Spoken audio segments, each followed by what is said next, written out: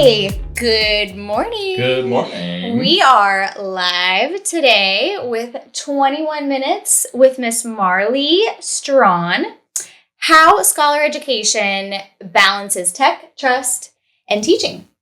Super, super excited to have you on. Client, guru, tech extraordinaire, co-founder,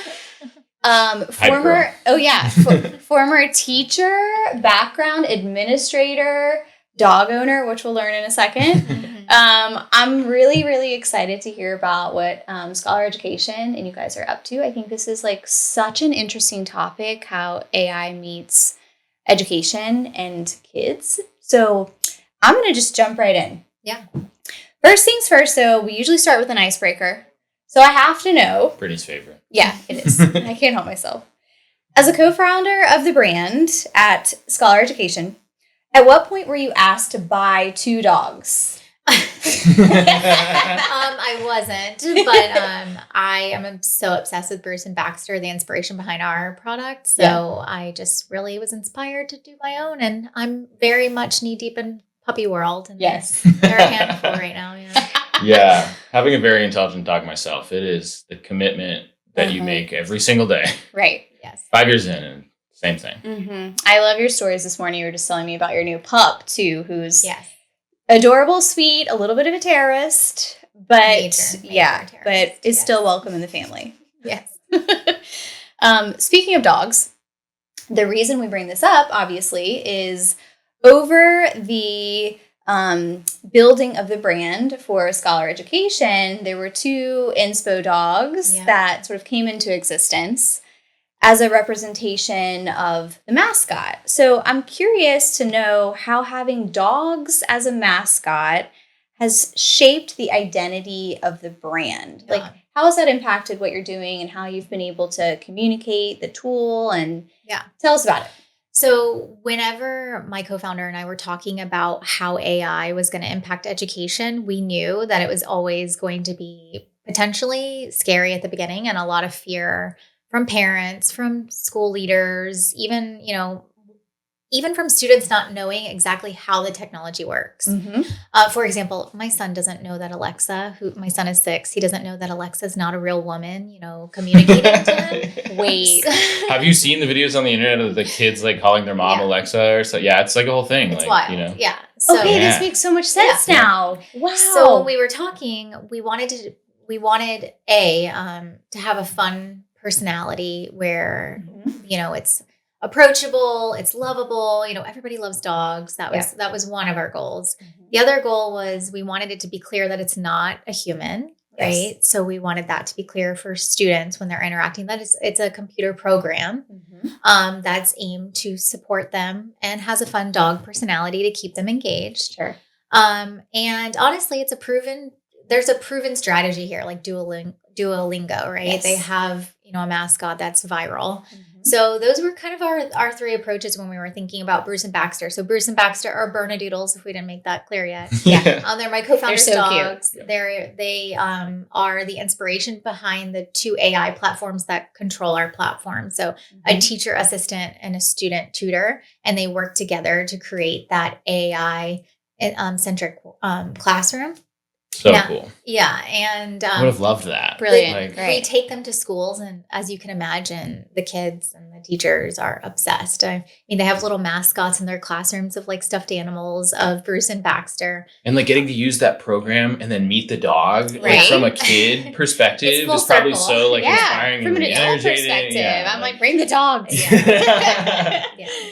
That's so awesome. And what a sharp way to humanize without humanizing the product, like making it super accessible and really feel like from, a kid, like it's inviting, it's safe. Yes. You want to be around it, right? Like there's a trust element. Yes. It kind of reminds me of the computer games I played when I was a kid. Yes. Before like video game consoles were a thing, there was like educational computer games, and there was like this main character that taught you and led you along. And you were in it for that, but you learned the whole time. Mm-hmm. So you're dedicated to this, like this person, character, sometimes a dog. Yeah. And it keeps you going because you're like in this story, but you're doing math or like you're doing reading. And that's like such a cool concept to bring to like a more modern platform and make it more engaging, right? Yeah. It's not just like this AI tool, this chat interface. It's this lovable personality that's taking on a role of a student tutor. I love it. I feel like I would miss it, like once I leave school and I'm like, Mom, where's Baxter and Brittany? I can just see it happening like that. And for kids with that kind of motivation and drivers, like it's probably so good to keep them going and want to keep learning where you might lose them if they didn't have it. We absolutely see that. And you're bringing up a good point too around transparency, right? I think the fear is like if you go onto ChatGPT or if a student goes onto ChatGPT, like the parent doesn't know how they're using it, the teacher doesn't know how they're using it. Well, that was another thing that was really important to us from like day one is transparency and having guardrails to keep them on track and make sure that they're using it for educational purposes and not just for personal interactions. Just for funsies. So from day one, it was, we set up things like BaxterBot knows the context of the lesson from the teacher every single day. So if the students try to go outside of that and have a personal conversation, or even, if we're learning about Mesopotamia today and I'm start to maybe ask about my science, assignment, Baxter is going to say, going to guide you back. Yeah. Today we're talking about Mesopotamia. Is there like, let's stay focused. That's cool. Everything is I need that. And then everything is transparent. So it like the Baxter gives the students warnings, like your teacher can see everything, like this is a safe environment. So, and then in addition to like, if, students are students, I've been in education for 20 years, they will push the limits. So having automatic notifications as well, like if they do say something inappropriate, or even things like express emotional distress, right? We put notifications to the teacher so they feel like it's a safe environment. They don't have to go hunt and read these conversations. We're being proactive if we notice things that students aren't using these tools correctly. So those were things that we did, right off the bat, which has helped us a lot with the conversations around the fear and maybe the hesitation of, is AI safe in the classroom? Yeah. I feel like that would be such a big talking point as you're entering classrooms and trying to gain trust among every stakeholder, right? Administrators, parents, down to the students, even families thereof, because then people are interested. They start asking questions. Yeah. How do you find that you've been able to balance that level of creativity and learning with safety and guardrails? Because that's got to be a tough balance to strike. You really want to move the needle, but you can't go too far. You freak people out. Yeah, I'll be honest. It's challenging. I can't deny that. I think that education is one of the last industries to innovate typically, right? From a technology perspective, there's usually like a huge gap between like teachers who adopt technology and teachers who don't. And we're still seeing that with AI. Like the teachers who were adopting technology tools before are the ones who are adopting AI in their classroom or more open to it. Makes sense.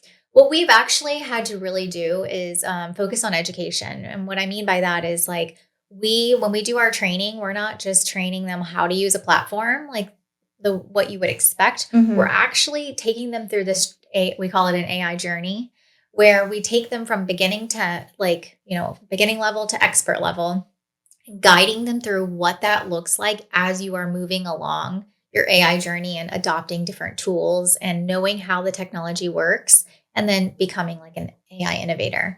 So we've actually really had to be very purposeful in our training because we're teaching them about a new technology in general. And that starts with the beginnings of what is AI? It's an umbrella. A lot of people are like fearful about AI, but they've been using AI tools for many, many years. Without ever knowing it. Yeah, that's such a great point that gets lost in this renaissance. It's like you guys have been using like trained language models for stuff that you didn't know.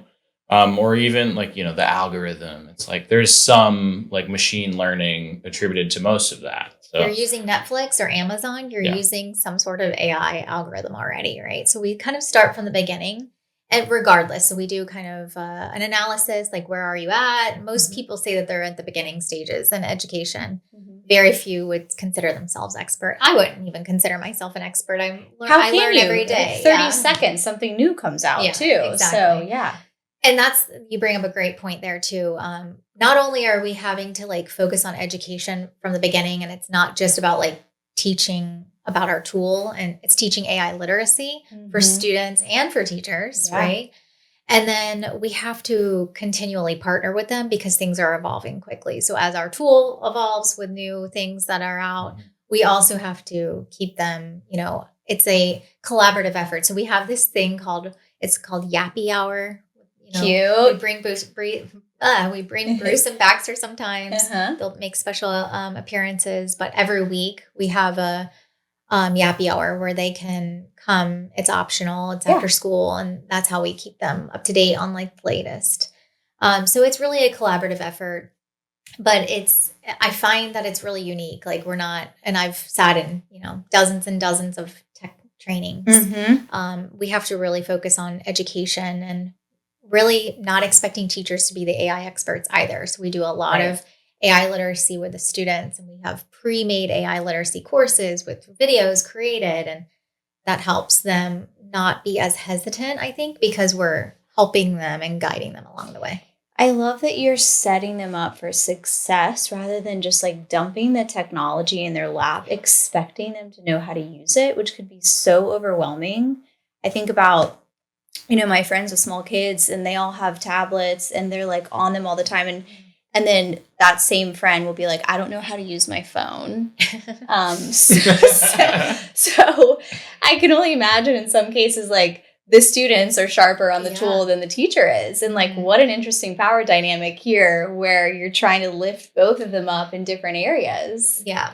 And we actually share the statistics around students using AI at an upward spiral. Right. But the teacher adoption gap is kind of staying stagnant. So what does that mean? You can expect the kids are using it. And that's not just like the high school level students. It's all level students. So we start with like just the facts. Like, where are we at? What's the state of, AI in education? And then how can we start on that AI journey, no matter if you're a beginner or whatnot, and then we guide them along the way. That's super interesting, because I remember like being in high school and being kind of like that first generation where like they started bringing these tech tablets, and like I remember a couple grades below me, they all got a computer, and there was a lot of hesitancy from these teachers because they weren't given necessarily the tools and the training on how to best educate their kids through these tools. So I think it was my senior year, like I would be in a classroom and there would be 20 tablets on the wall and nobody would touch them because there was just not the resources that like you were obviously providing to your educators on how to best apply this technology with their students. I think being an educator for so many years has really helped. Not to toot my own horn, but we are getting we are getting feedback. Like, this is the best training we've ever received from it. Just because I'm leaning on my past experiences, and truthfully, I can say I haven't had a lot of great training experiences. So I'm like leaning in on that and trying to figure out how can I battle that and make it not an issue. Because if they don't get good training, they won't adopt the tool. Then it's the ongoing support. And most of the time you get this training at the beginning of the school year, and then it's never talked about again. Yeah. So that's why we have the Yappy Hour and the continual learning, because we know that adoption, it comes from, continual growth and continual like support along the way. Like, what's your roadblock? Let me help you solve that week in, week out, so that you don't abandon. You're already anticipating the need, which is smart. What do you feel like, if you have to think about, okay, the tool's now in the school, people are trained, students are using it. Have you seen any unexpected use cases come out of the technology and like the integration? Yeah, I think my favorite use case is, a few things, but my favorite kind of like success story is so one of the things that makes our tool unique is that we have a special education focus. So we use like student special education accommodations, and we tailor that experience with Baxter to their special education needs. Awesome. That's cool. That's really cool. So we have had some students who were completely autistic, nonverbal, have never asked a question in the classroom, period, because they are nonverbal, of course. Right. And they are using Baxter frequently. So the feedback we're getting from teachers is that for the very first time, I get a lens on their learning process and the questions that they need to support them on their learning journey for the very first time. So that has been something, I mean, we expected kids to feel more comfortable asking Baxter because raising your hand can be uncomfortable sometimes, even for all students. But imagine being a special education student who really doesn't have the ability to ask the question, now has a tool to have this like one-on-one support, live in action based on the teacher's lesson plan. And now the teacher has transparency for the first time about what that student needs. So that's kind of my favorite success story that we really didn't expect. Incredible to be able cry. to, yeah, That's amazing. to look at, with tears in my eye, like welling up while you were saying that, like being able to analyze like their individual experience and what prompted that response from them in order to better how those teachers on a case-by-case basis can help these, students who have, whatever, specific issue, whether it's nonverbal or like learning disability, and like being able to analyze that and see, and like based off of like, I imagine you have the ability to look at like how they're using Baxter, like see how that can benefit then more students. Yeah. So and apply that. That's like an extreme case, right? Where you have a nonverbal student, but that applies to every student now. So now the teacher has a lens. I mean, I remember being in a classroom and not wanting to raise my hand because I thought maybe my question was silly, right? Yeah. Like that same thing applies for all students now. And that's where I feel like the true power of AI in education is we're finally having the capacity to provide personalized learning where every student gets exactly what they need. And then the teacher has a tool to help them do that. So incredible. Yeah. I'm going to ask you a question. And it probably feels like I'm asking you to eat the entire elephant at once, but I think it's a good one. Okay. So just bear with me. If you could redesign one aspect of the U.S. education system today, where do you think AI would make the biggest difference first? The biggest difference first? Yeah. Well, I think I preloaded it already. Special education. Yeah. I think that, so 15% of students, have a special education plan, and that number is climbing every year. And that's special education. We're not even talking about 504s, which also is a diagnosis that has accommodations, just not the same, category of special education. So, and that number is climbing every year. So the needs of a student. So imagine being a teacher, and I was a high school teacher, so I'm going to use my experience.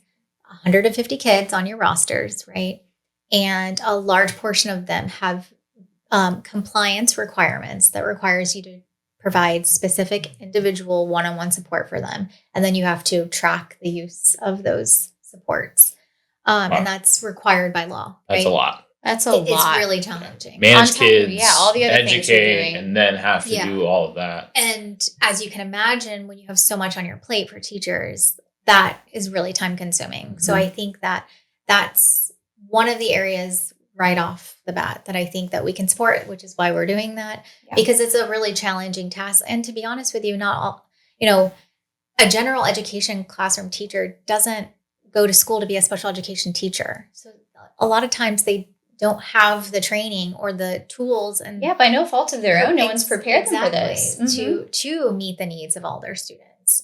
So that's something that we're really passionate about at Scholar Education. I think that's an area that talking about personalization, special education particularly, they've already required personalized learning, but the teachers really didn't have the tools to support them. Makes sense. Do you feel like as you're implementing the tech into schools and you're seeing all of these amazing success stories, how are you keeping pace with the changes in the actual AI tech itself? Like, how is that? I mean, it's the speed is so insane of advancements. Yeah. How do you guys manage that? It's hard because For the first thing that we always ask ourselves is, what do the teachers and students need, right? Because you can get lost in all of the innovation and cool ideas and things like that. But what really grounds us is if we haven't heard directly from teachers or students that this would be helpful to them, we don't get lost in the noise. And that's something that we've done. Every feature in our platform has been co-designed with feedback. Nothing has been brought to our platform without directly hearing that it would be a need from students and teachers, because it's easy to get lost because things are evolving and the possibilities are infinite. Right. But really, we have to focus on the need of our customers, which is students and teachers. Yeah. So smart. And I feel like as I think about our day-to-day and using tools like Meta and the back end where they roll out tech and tools that no one asked for. They move buttons and things that we don't need, and they don't fix the stuff that we really, would make our lives easier. So this mission statement, of course. Just like that. 21 minutes, folks. We're in overtime. I know, overtime. Your mission statement makes so much sense because you have remained singularly focused around the students and the teachers and how to make their lives easier. Exactly. Yes. I love this. I have one closing question for you. Looking forward, what's your dream scenario for scholar education's impact? My dream scenario is that every K-12 teacher, student has access to the platform. I would also, my dream scenario would be that